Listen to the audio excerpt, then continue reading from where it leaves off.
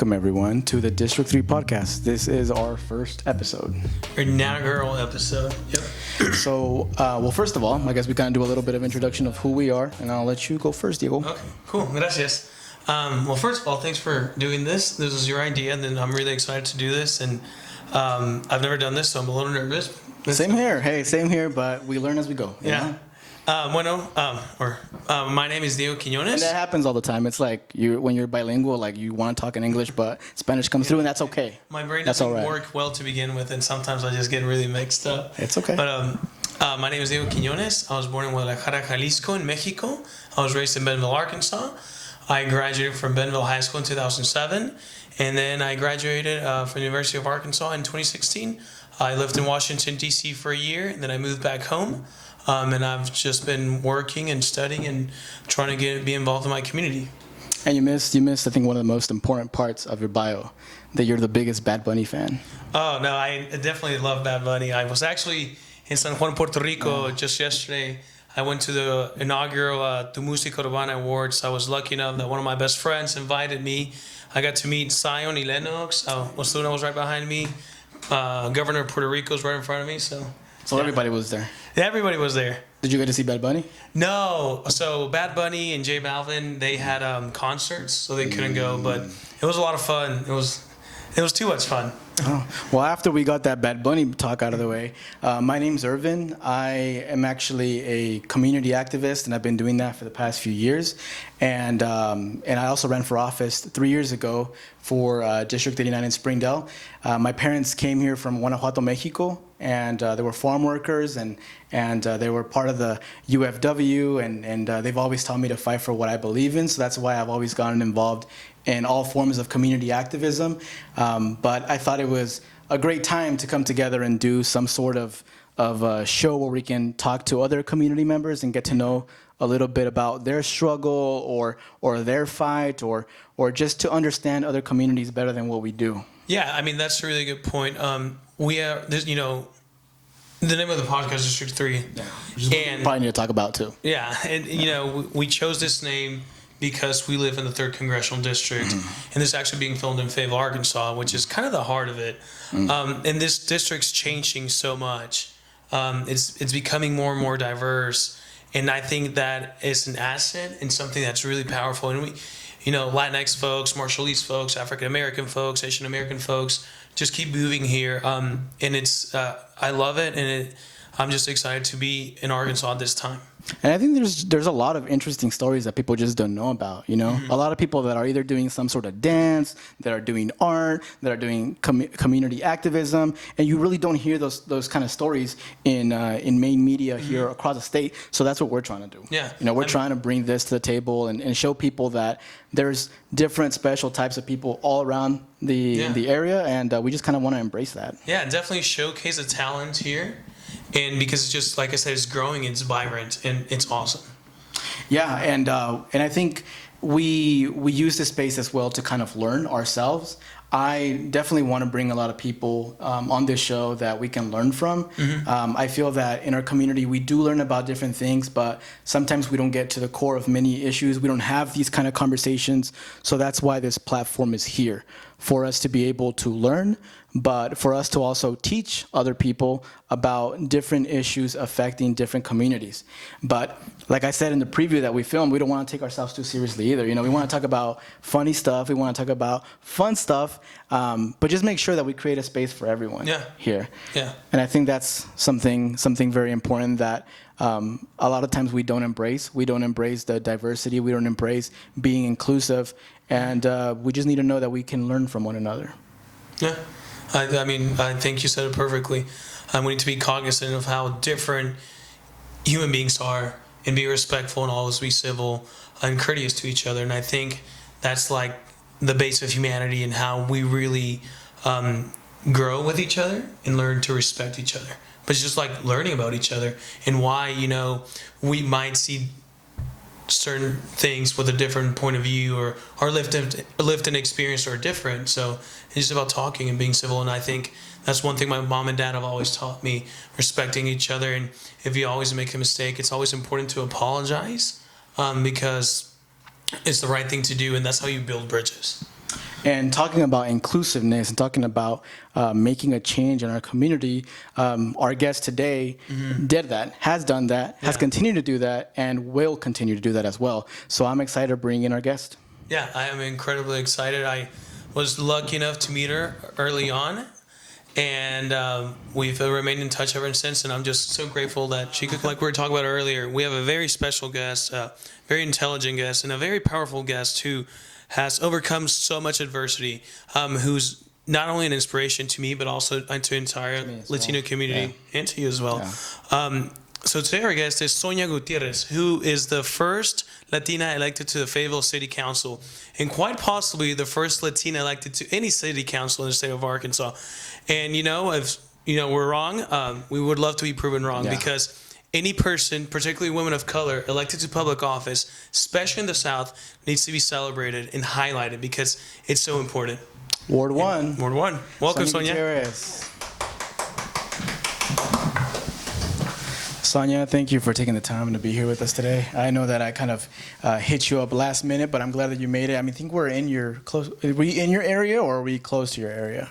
Like the ward you represent? We're about, let's say, across the street and diagonally next to the area. So the line is at Dixon Street, and then it goes just straight up the mountain. So we're just real close. Yeah. Well, I'm really bad at directions, so I'm just gonna agree with you. Like I know what you're talking about, but I'm glad to be here. I'm glad that you're with us, and I'm glad to have you here so we can learn a little bit more about your story. Like I was telling you off camera, I did some research on you, trying to figure out a little bit more beyond what I already know, and you have a very interesting story of the journey of you and your family of getting here to Arkansas specifically. You didn't move to Fayetteville first when you got here. You actually moved to Little Rock. Is that correct? Am I right? That's correct. Yes. Can you talk a little bit about that? Just about like, first of all, how did your parents get here? Like, where are they from? Where do your roots come from?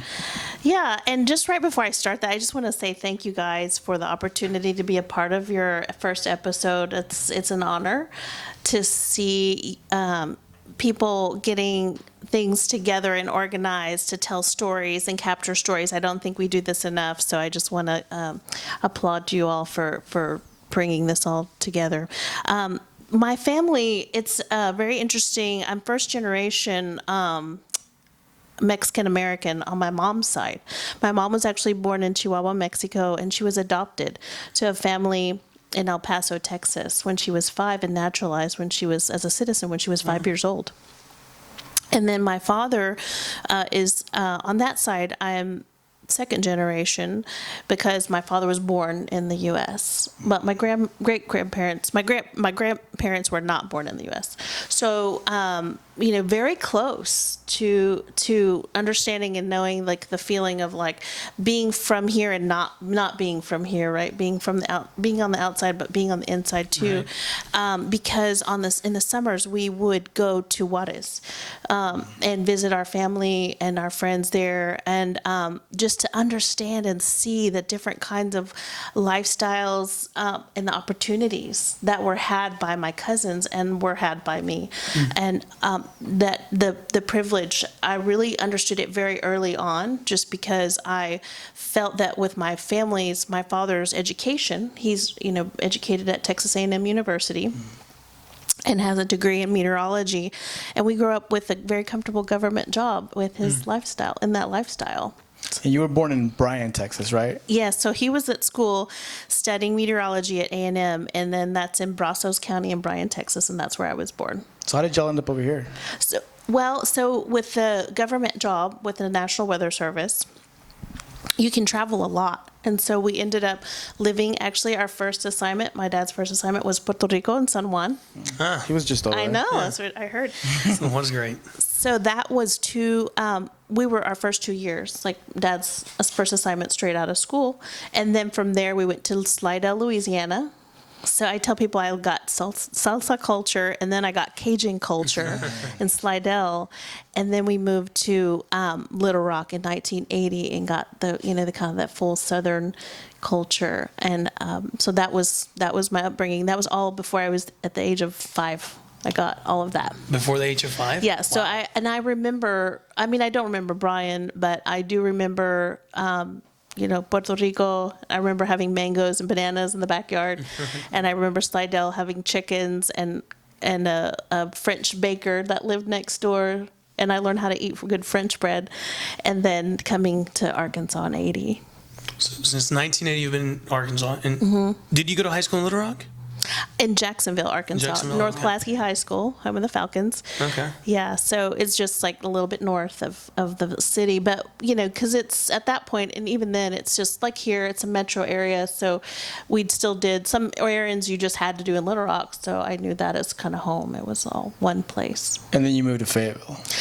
I came to Fayetteville because I got a full scholarship here with the help of a lot of organizations, including LULAC, including the Rotary Club, including a long, long list of people who were I was able to apply for tons of scholarships and got a full ride. And I want to ask you about that. How was your experience at the University of Arkansas?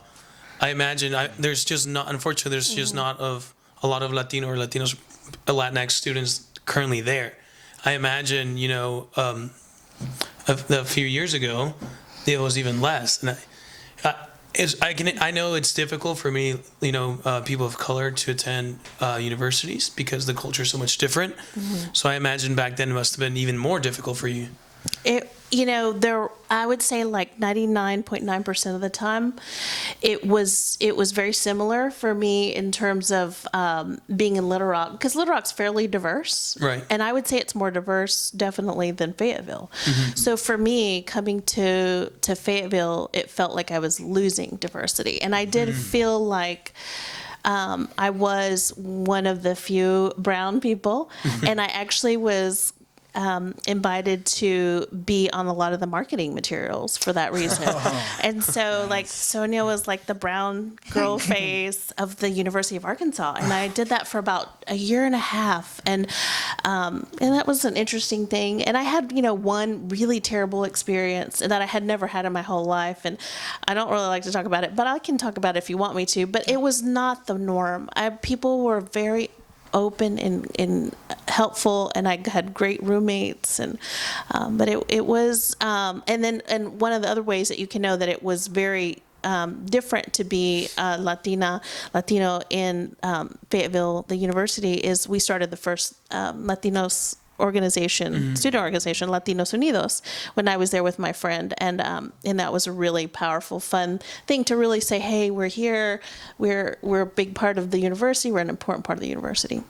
And you attended the University of Arkansas in 1992, right? It was my first year as a freshman in 92. And that was when a lot of the Latinx people were moving to Arkansas. It was right before the huge wave. And I think it really, for me, hit a lot more like in 2002, when I really saw late 90s, I saw just this huge influx of the Hispanic population. And what was cool is like there was like shopping, and then there wasn't shopping, and then there was shopping. And I was like, oh, that means something's really happening. Yeah. Like I can go find like really good tortillas and tamales, and wow, this is amazing. There's a group of people who are supporting that economy where I can feel like I'm back in El Paso, Texas, and I'm in Fayetteville, Arkansas.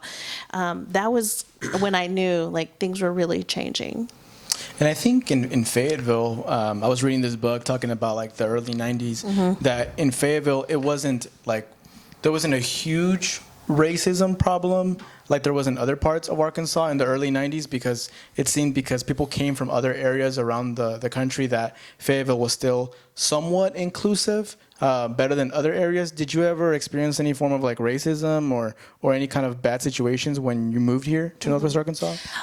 So I've had two really rough experiences out of, now I'm 27 years here. But they were, people talk about when they have experienced racism and you just know, and you just feel it, and it doesn't feel good. But one of them was actually, like I said, at the university, I went to cash a really big check that my dad sent me for books, and I got big runaround about the check. And I just was one of those things where they could have just said, oh, we don't cash checks over $1,000. But that was rough. And then the other one was more recent. It wasn't in Fayetteville proper. it was just outside of Fayetteville. And that's where we have this really amazing bubble, I feel like, because of the university. The university does bring a lot of diversity. People are used to seeing a large variety of people here. But if you just go a mile or two out, and I mean like kind of south, because now north has changed, right? So Springdale, it doesn't feel different to be brown. Right. But south, and I, was hanging out with friends on a carport, and someone yelled out the window, "Go home, wetback," and we just stood there in shock, like complete shock. It still happens today. So I feel like there are times where I am very hyper aware and in considering like my own safety, especially as a woman walking in certain places, and it's just a natural thing that you just have to do, because that ignorance is very alive. Right. And I want to ask about, so you attended the University of Arkansas, you graduated in 1996? So I graduated twice. I got 2 degrees. I ended up with a BS in microbiology in '96. I finished my bachelor. You missed it, but the girls were snapping for you. Yeah, I saw that. I saw it. I heard it. And then I got then I put myself through the last 2 years, because I had those full ride scholarships for 4 years. And then the last 2 years, I got a full-time job at Tyson, Mexican Original. I saw that. What does that mean? I did see like the Mexican Original, but I didn't get what that was. So Tyson has a part of their company where they make chips and tortillas. And so it was really cool, because it was my first salary job, and I was making, I don't really remember now, but for then it was a lot of money. You were balling. Maybe $45,000 in 1998. I don't know. It was a lot of money from being a student. Right. And so I put myself through school the last 2 years to finish my Bachelor of Art in graphic design. And so I have my name on the sidewalk 2 times. Nice. And I know you, from our previous conversations, you've really put to use the graphic design degree. I know you're basically an entrepreneur. I don't know if could you talk to us about that a little bit, please? Yeah. So I tried a lot of things, and I would encourage anybody who's listening that the best way to learn about what you could be good at is just to try everything. Just try it. If it sort of sparkles to you. And I talk to my students a lot about that, and that's kind of segueing to the things that I've done. But the most recent thing, I started a new design school 13 years ago that the focus was adult education, to give people an option for school that was faster and cheaper and just could be very practical. And so that is still going. It's now in existence in Rogers as Pixel. But now that I'm in office, I've resigned so that I can spend more time on my graphic design consulting. So I work with nonprofits to brand and train people about their, how to get their message out. But I've done lots of different businesses. I just launched a recent one called Chubby Junk, and we're just promoting artists to put their artwork on all kinds of different objects, like shower curtains and shoes and onesies and leggings and onesies. There's a lot of different things that I'm working on, but I love like artists and creative economy. I love young people. I love to see them like grow and do fun, exciting things, and I just want to cheerlead all of them on to change the world, this world that's kind of messed up. That it's your responsibility now to help us fix. How did you meet Sonia? Through a mutual friend. When you were thinking or running for public office, and that's how we linked up. And you told me about your story, and I was like, man, she's awesome. We met singing at a Christmas pageant, right? That was like the first time we really met. Yes, I believe you were Joseph. Yeah. Yes, and Mary was. It was just. Ever since then, we just kind of like either go to the same events, and we're supporting you throughout your campaign. I know that you ran for city council back in 2014, and you weren't successful, unfortunately, but you did start creating that path, for your upcoming run for office, in which you actually won. How important is it to you? Is it for you to hold that title as being the first Latinx person? That has became a city council member in the city of Fayetteville, and like we said earlier, possibly the first Latina city council woman in the state, unless someone else wants to claim it, they can do that. Yeah. But for the time being, the records show that it might be you. What does that mean to you to have that title?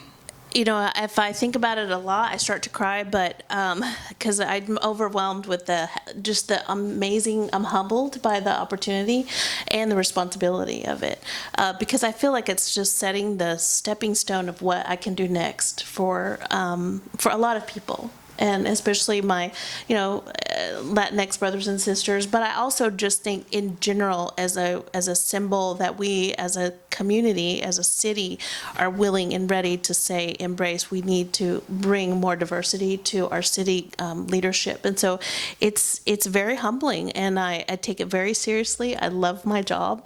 I love what I do. And the staff at the city are incredible. Anytime I call, anytime I email, I get immediate response of what's happening, what do I need to know.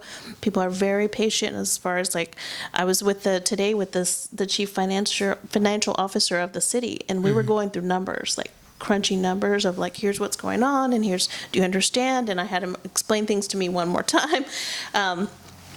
And I had a lot of questions, and he was just right there, willing to just make sure I understood everything I needed. And so people have been very helpful, and I just feel like it's important for me to just be curious and be confident, right? Because some days I was telling Irvin about that I get on my city council bike and I start riding around the city and around my neighborhood, and everything's good, and so far so good. And then at the end of the day, I put my bike down, and I said, but it is sometimes a little scary. And Irvin says you should get a helmet. And I do feel like with the city attorneys, I've figured out they're my helmet. So I just really, I lean on them a lot for questions when I'm trying to navigate social media and meetings and things like that. Because there are a lot of rules about being a city official and meeting with other city officials. You have to notify the press if you want to meet with one of them. I just had to do an agenda for a Ward 1 meeting. So I'm really excited about that, to start some quarterly meetings in my ward, and just have people come from the neighborhood and just do a report and just say, hey, tell us what's happening on your street for the next 5 minutes. And the mayor will speak, and then I was so excited. I was making the agenda. I was like, okay, we're going to have communications and the mayor, and we're going to have Sarah Marsh speak and the people from the community, and 1 hour, and kind of like a podcast, but live. And Go ahead. okay, what are the issues that are most affecting your ward? Because I feel like if you're running for public office, you have a commitment, and the reason you run is because you want to represent the people that live in your ward. And you obviously saw that on the campaign trail. And what were the issues that most affected, that most important to your ward? The number one issue is affordable housing. And the second is homelessness. The third is traffic congestion and calming. And then it jumps to, from there, it has to do with, let's see, I had them all. So these were my platforms, and they're still real. And I based my platforms on what I was when I was canvassing. So I canvassed for the first 4 months. I made my marketing materials based on that information, listening to the public. What do they want? What is important to them? And then from there, made those platforms. And now they're my guiding principles because I was elected on those platforms. Now that's my number one priority, right? So, and it is still the very important, affordable housing. So if I have to make a decision, I think about that.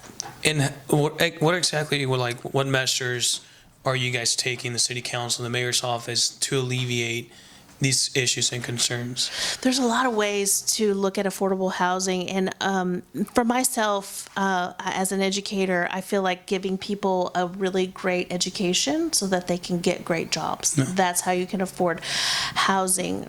But it also comes from another direction, right? So we need to incentivize that developers can make housing that is less expensive. So it kind of has to come in both directions. People need to have money to pay their bills and pay their mortgage, and then people need to have opportunity to have a house that's available in their price range. So I feel like there's kind of a two-direction approach there. Awesome.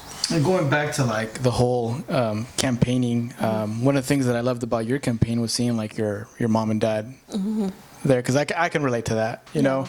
And I think Latinx parents just in general are so supportive. You know, I saw your dad was holding up your sign, and like that got me teary-eyed. I'm not gonna lie. Whenever I saw that, because that's pretty cool. You know, have that support of your family and them show up and do what they can to get you elected. And I'm pretty sure that you credit them for a lot of your success because they were part of your campaign team. Oh man, so much. The way that I'm here, and because I'm, I definitely credit my success to my father and my mother. They did an amazing job, and my brother and I were just talking about this today and getting teary-eyed about it because my mother doesn't have a college education; she has high school education. Of course, my father has a college education, but the way that they were able to parent us and teach us those values, and I appreciated some of the things you were talking about that your parents taught you. About acknowledging when you're wrong and things like that, and those values have helped to get me here. And when I saw my dad all the time, when you saw him out there on Dixon and College, which were just really close by there, a lot of times I was in there sleeping because I was just exhausted. My schedule became sleeping 4 hours and being awake for 3 hours, and sleeping 4 hours and 3, because I was just 24/7. There was always something that had to be done, and you just get in this mode, especially during the runoff. And so they were there making sure. I remember one point I asked, and who you saw was really my stepmom, Filipina, Mercedes. My mom is actually my mom, Clara.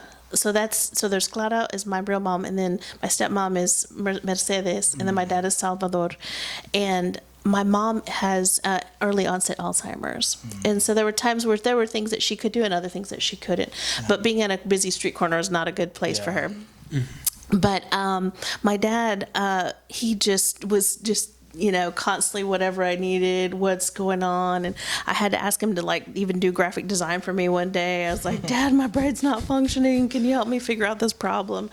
And they really saw me struggle. And I think they were so strong for me because they saw that I was just on fumes there at the end.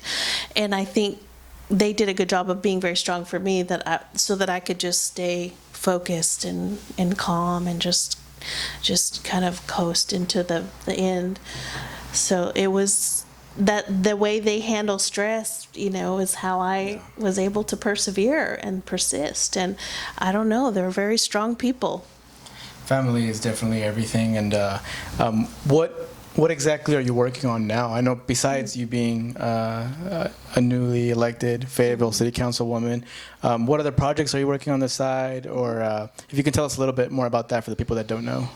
Yeah, I mean, I think as far as things that I know that I'm working on, one fun thing that I think especially our young people would love to know is I feel like it's important to balance. And I always see young people working hard, and they don't have as much fun as they need to have. So I, on the side, have decided to be a DJ. And I saw her Okay, DJ good. the other day. I was surprised. I walked into an event. She was like, yo. You might be the coolest city council woman ever. Probably. I mean, you're a DJ and an elected official? Yeah. So here's the thing is I feel like a lot, especially with American culture, we're taught to just, nose to the grindstone. But I think that doesn't really inform and make you fresh for when you have to really work hard with issues that are very severe and serious and impact people's lives. You have to come to it fresh and with energy. And so I really think I was thinking, what is that opposite thing that could really keep me balanced? And just thinking about music and losing myself in the music and learning how to scratch and be an MC, that just seemed like a really good pastime for me to just relax. And I'll have my little glass of wine and start mixing music. Can you be booked for parties and stuff? Yes. Oh, you can? Okay. Yes, I'm DJ SQS. Nice. We'll have to. Okay, so that is a good story. Let me tell it real fast. My grandma, Grandma Elena Gutierrez, she would call me Sonia Sonia. And so when I was trying to figure out my name, my brother, this is all, of course, all on Facebook. I'm like, okay, everybody, what should my DJ name be? And then my brother just mic drop, DJ SQS, Sonia Sonia. I was like, oh, of course, that's what it is. Hey. So, and then I have to tell the story for people who, don't understand Spanish. They say, well, it's like the Sonia who dreams and is the dreamer. And is thinking of dreaming and sleeping and dreaming, and I consider myself like a person who dreams, and a dreamer, a dreaming person that thinks big and visions, and so yeah. And Myra, my wife, is a big advocate for mental health. So I kind of wanted to ask you what you do to take care of your mental health. Like, what's your routine in order to make sure that you continue to be sane while you are an elected official and you're doing all these projects on the side? Yeah, I think my number one thing I do for mental health, besides definitely reaching out to a professional, I think it's good to schedule a professional, and there are a lot of great resources out there. But as far as like my personal daily maintenance is, I try to spend like quiet time with myself, and sometimes it's in the morning, sometimes it's in the afternoon, but my favorite is I go for about a 45-minute walk, and I just really just allow myself to think about what's going on and reflect. And I consider that a big privilege, because I know a lot of people don't have that time. But it works for me. It's exercise, so it's physical and mental health, but just that downtime to just reflect and strategize, and that helps me a lot mentally. That's good. That's a good point. That's something definitely that I try to practice when I can. I don't walk a lot. I probably should walk more. I mean, besides the normal walking that I do when I walk on a day-to-day basis, but going to the park and just kind of being in nature helps a lot. We went hiking like 2 weeks ago. That's great. And it sounds pretty cool, and it was pretty cool, but like my legs like were dead for the next 3 days. So it was. That means you need to keep walking. I know. Because you don't walking on. I should have known that like it was gonna be a big walk. Whenever I was barely getting into the trail, and I saw people that were like stumbling back. They were like, "We've made it," So I didn't know. I should have gotten a clue that it was gonna be bad, but we still went. The next 3 days I couldn't really move, but I definitely feel that once I was there, it helped me out, and I felt like I needed it at that time. Before I didn't even want to go. But when I was there and I was with nature and I was just breathing, not on social media, not using any kind, besides the pictures that I was taking of the trails and everything, just being in touch with nature really helped. So I'm glad that you shared that with us. And just, I guess, to close out this interview, Sonia, if you can just, the people that are watching that maybe want to run for office or maybe want to get involved in organizations like you've been involved. I was looking at a lot of the stuff that you were involved with, and it's pretty impressive, everything you've done in the past few years. But what advice do you give to people just in general that want to get involved in something but don't know how to take that first step? The first thing I would say is that there's not too small of a way to get involved, just to be able to join a group at your church or with your friends and create a book club, starting very small, doing like little groups, walking groups, because you start to really learn to interact with people. And then you can step to the next thing and say, okay, well, I'll be in charge of the group. Okay, well, now maybe I might want to get involved on a city board and then do that. Or maybe I've been invited to, or might be interested in being on an advisory council for an art museum. So there's a lot of ways to do leadership kind of things, and it's learning to be comfortable with your voice. And then eventually, when you're ready and you feel like you could, to start thinking about running for office. And if there's a specific question you have about that, or you're thinking about that, just reach out to me. I'm more than happy to talk to you about it, tell you about what the hard parts are and what you should start doing now, like fundraising. Start today, and just don't let anything stop you. And hopefully just reach out to anybody who's in office or has run for office, and they will be there to help you. That's how I got here. Mm-hmm. And where can people find you? Yeah, so the best place to find me is on Facebook, probably.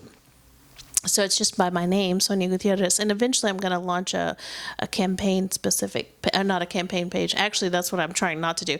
So a city attorney, that's one of those things I had to learn. The city attorney said, please don't use your campaign page for the actual once you're in office. So I have to launch a separate one. So I'm going to do that soon. But for now, my personal Facebook is a great way. And then I'm also on Twitter and Instagram. So Sonia Gutierrez in all three places. And we will post links so people can find you. Okay. Thank you for coming tonight and being our first guest. And to close out this interview, we just once again thank you for being a part of this first show of ours. We're excited to get this project on the road, and I know that when we were thinking about who to get, we thought about you, and we got you last minute. We reached out to you, and you made it, and we're really appreciative of that. And we'd like to have you on again in the future so we can talk about more of the progress that you've done for the city and for the community. But for the meantime, we are going to go to a word from our sponsors, and we'll be right back. No sponsors yet. But thank you to Josh Mahoney and Ryan DeLu for allowing us to use their space to record. Here we go. And we also want to introduce you to the person who's behind the camera, Jessica Lee. And I just want to talk very briefly. A very good friend of mine, his name is Quinn Childress, my boy. He is a really good human being, and he's organizing a march for folks who are experiencing homeless. And the march is actually, I have a cool banner actually. Yeah, let's roll it out. It's in Fayetteville, April 7th. Hey. Suspense. Sunday, 2 to 4, so please come out. We're going to start at Seven Hills, and we're going to end at Seven Hills, so please come out and support a good cause. What day? Sunday, April 7th from 2 to 4. It's a big issue, affordable housing in Washington County, so let's come out and support a good cause. Okay. And now, to close out our show, we're going to introduce two special people within the community who I've seen them sing at different types of events throughout the community to help out different people. They're so talented. Introducing their song called Vas a llorar por mí, a song that they are interpreting tonight, Voces Divinas.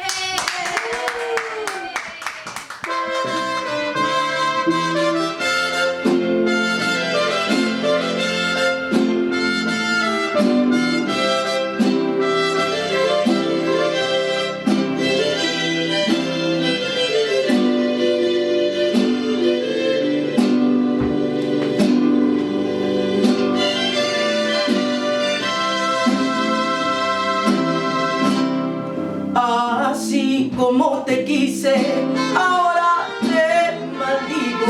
El amor se hace odio, lo conseguí contigo. De veras te agradezco que ya no estés conmigo.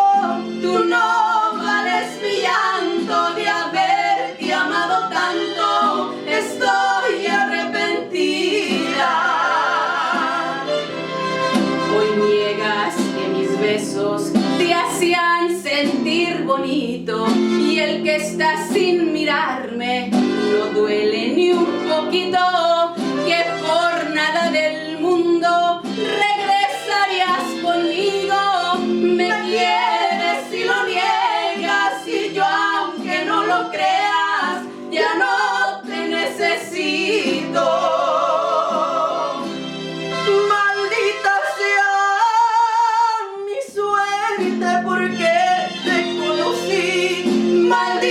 Sean los besos que tú me diste a mí, malditas las caricias con las que me enviciaste a no vivir sin ti. Maldito sea el momento aquel que te encontré, porque como una idiota de ti me enamoré. Bendito tu abandono, porque al final de todo vas a llorar por mí. Hay dolor y vas a llorar por mi corazón.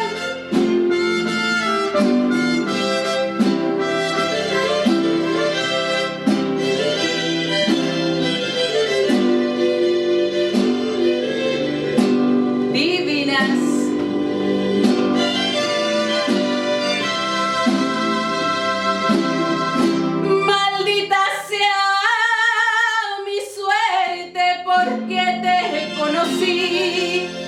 Malditos sean los besos que tú me diste a mí, malditas las caricias con las que me